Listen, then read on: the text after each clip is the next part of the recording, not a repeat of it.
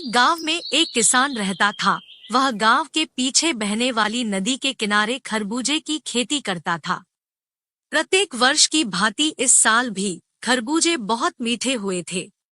वह फसल की छटाई करने जाता और जो खरबूजा खेतों में खराब हो जाते उसे वह बगल के नदी में फेंक देता था।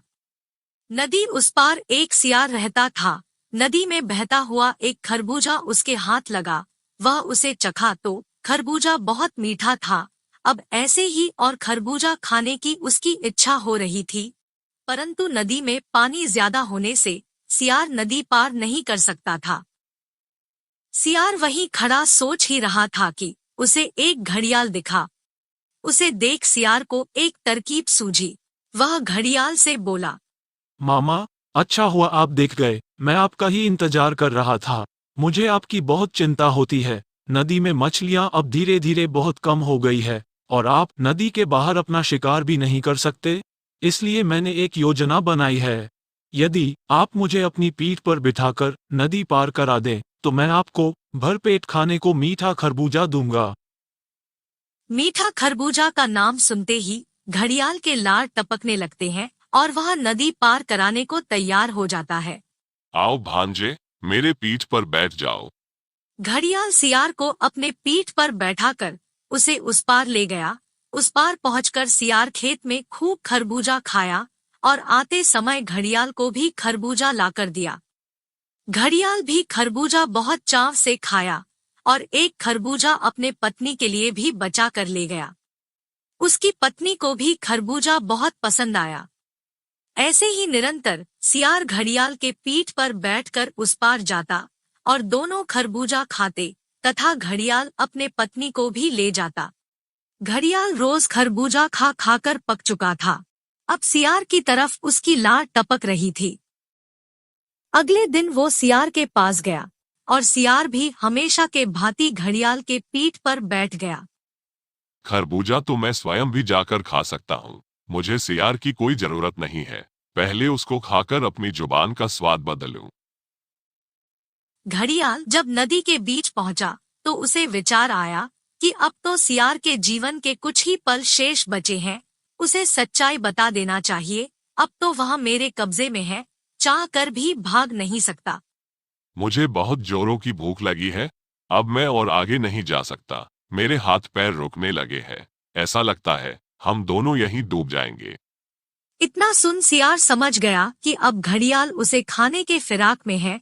वह घबराया नहीं, तपाक से बोला, अरे मामा, बस इतनी सी बात है।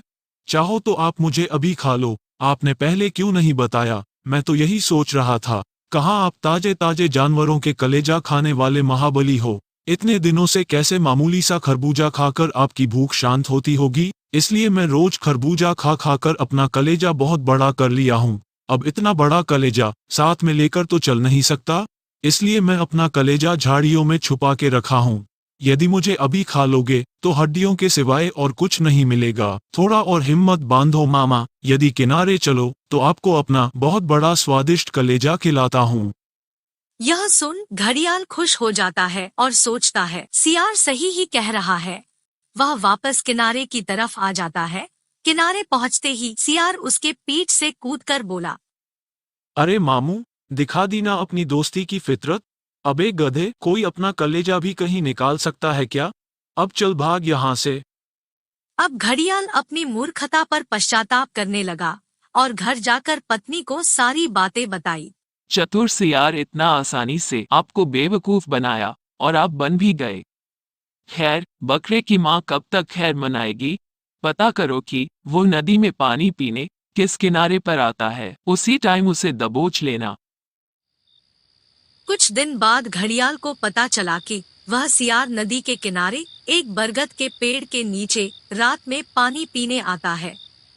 योजना अनुसार घड़ियाल वहां पहुंचकर चुपके से सियार के आने का इंतजार करने लगा। थोड़ी ही देर बाद सियार वहां आया और पानी पीने लगा। तभी एक ही झटके में घड़ियाल ने सियार के पैर पकड़ लिए। सियार भी बिना हिले डुले अंधेरे का फायदा उठाते हुए घड़ियाल से बोला, अरे मामा, पकड़ना चाहिए हमारा गोड़, तो आपने पकड़ लिया बरगद का सोर। ऐसा सुन घड़ियाल को लगा कि सही में मैं बरगद की सोर पकड़ा हूँ। वह उसका पैर छोड़कर अब की बार बरगद के शोर को ही पकड़ लिया। पैर छूटते ही सियार भाग खड़ा हुआ और घड़ियाल को एक बार फिर अपनी मूर्खता का सामना करना पड़ा। घड़ियाल घर पहुंचकर अपने पत्नी को सारी बात बताई। आप मूर्ख ही रह जाओगे, छोटा सा सियार भी आपको मूर्ख बना रहा है। अच्छा, अब पता करो कि वो कहाँ रहता है। कुछ दिन बाद घड़ियाल को पता चला कि थोड़ी ही दूरी पर वह एक मांद में रहता है। अपने पत्नी के बताए योजना के अनुसार वह उस मांद में शाम ढलने के पहले ही घुसकर सियार के आने का इंतजार करने लगा। थोड़ी देर बाद सियार आता है। मांद के द्वार पर घड़ियाल के नाखूनों के निशान को देखकर समझ जाता है कि घड़ियाल उसके मांद में घुसा है। सियार बाहर से ही बोलना आरंभ किया। गुफा, अरे ओ गुफा, गुफा, अरे ओ गुफा। मैं जब भी आता था गुफा मुझसे बात करती थी, मुझे अंदर बुलाती थी, और आज गुफा मुझसे बात नहीं कर रही है। मेरी गुफा मुझसे बात नहीं करेगी तो मैं जा रहा हूँ। इतना सुन घड़ियाल को लगा शायद गुफा मुझसे डर रही हो, इसलिए वह सियार से नहीं बोल रही है। अगर नहीं बोली तो वह चला जाएगा, इससे अच्छा मैं ही बोल देता हूँ। अंदर आओ, तुम्हारा स्वागत है। घड़ियाल की आवाज सुनते ही सियार तुरंत उल्टे पांव वहां से भागा। कुछ देर इंतजार करने के बाद घड़ियाल समझ गया कि सियार भाग चुका है। मुंह लटकाए इस बार फिर घड़ियाल खाली हाथ अपने पत्नी के पास गया और सारी बातें बताई। आपसे कुछ नहीं होगा, अब मुझे ही जाना होगा। पता करो कि सियार अब कहाँ रहता है। कुछ दिन बाद पता चला कि सियार पुआलों की ढेर में मांद बनाकर रहता है। घड़ियाल की पत्नी उसके मांद में पहुंचती है, परंतु मांद में सियार नहीं मिला। वह उसी मांद में सियार का इंतजार करने लगी। थोड़ी देर बाद सियार आया। वहां पुआलों को तितर बितर देख उसे शक हो जाता है कि उसके मांद में कोई छिपा है। वह बाहर से ही बोला, दोस्त, क्या बात है? आज नाराज हो क्या? पहले तो जब भी मैं आता था तो मांद को हिलाकर मेरा स्वागत करते थे। आज क्या बात है, मेरा स्वागत नहीं कर रहे हो? अगर मुझसे बात नहीं करोगे तो मैं वापस जा रहा हूँ। सियार की बात सुन घड़ियालिन को लगा कि इसका कोई दोस्त भी इसके साथ रहता है। वह सियार के आने पर पुआलों के ढेर को हिलाता होगा। ऐसा सोच घड़ियालिन ने मांद को हिला दिया। मांद को हिलते देख सियार बोला, ये हुई न बात, रुको अभी आता हूँ। सियार गया और उस क्षेत्र के सभी सियार को खाने का निमंत्रण देकर उसे भी ले आया और पुआल की ढेर में आग लगा दी। घड़ियालिन की उसी पुआल में जलकर मौत हो गई और बाकी सभी सियार उसके दावत का आनंद उठाए।